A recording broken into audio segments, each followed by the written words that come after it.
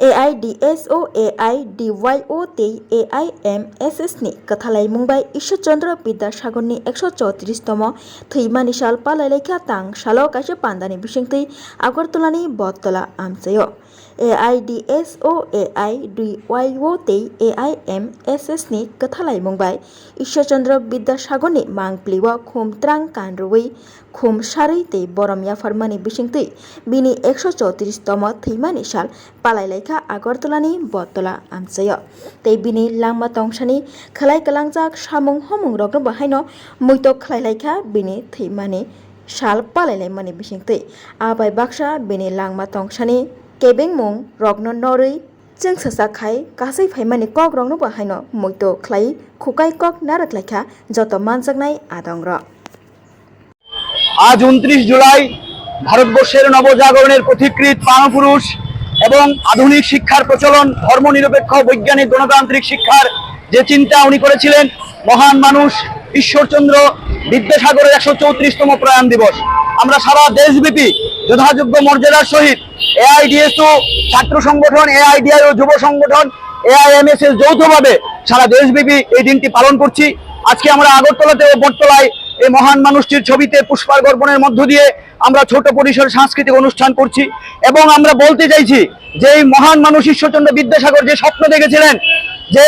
ভারতবর্ষের শিক্ষা ব্যবস্থা হবে ধর্মনিরপেক্ষ বৈজ্ঞানিক গণতান্ত্রিক শিক্ষা ব্যবস্থা, আমরা কি লক্ষ্য করছি আপনারা জানেন 2020 সালে আমাদের ভারতবর্ষে এই আজকের দিনে 29 জুলাই 2020 জাতীয় শিক্ষানীতি 2020 চালু করেছে NEP ন্যাশনাল এডুকেশন পলিসি। যে শিক্ষার যে মর্মবস্তু সেটাকে সম্পূর্ণভাবে ধ্বংস করে শিক্ষাকে এক প্রকার প্রাইভেটাইজেশনের দিকে নিয়ে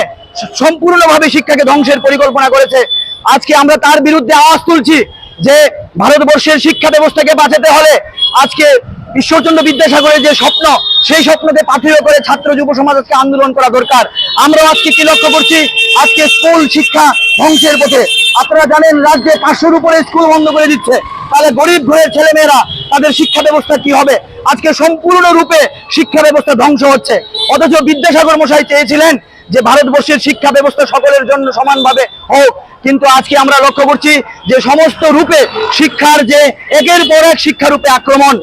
নামিয়ে আনছে এই সমস্ত রাজনৈতিক দল এবং সরকারগুলো। AIDSO ছাত্র সংগঠন সারা দেশব্যাপী জাতীয় শিক্ষানীতি 2020-কে বাতিল করার জন্য সমস্ত স্কুলে শিক্ষক নিয়োগ এই যে বিদ্যাজ্যোতি প্রকল্পকে বাতিল করার জন্য আমাদের আন্দোলন চলছে রাজ্যব্যাপী। সেই আন্দোলনকে সফল করার জন্যই আমরা এবং আজকে এই বিদ্যাসাগরের প্রতি যথার্থ শ্রদ্ধা জ্ঞাপনের মধ্য দিয়ে আমরা অঙ্গীকার পালন করছি যে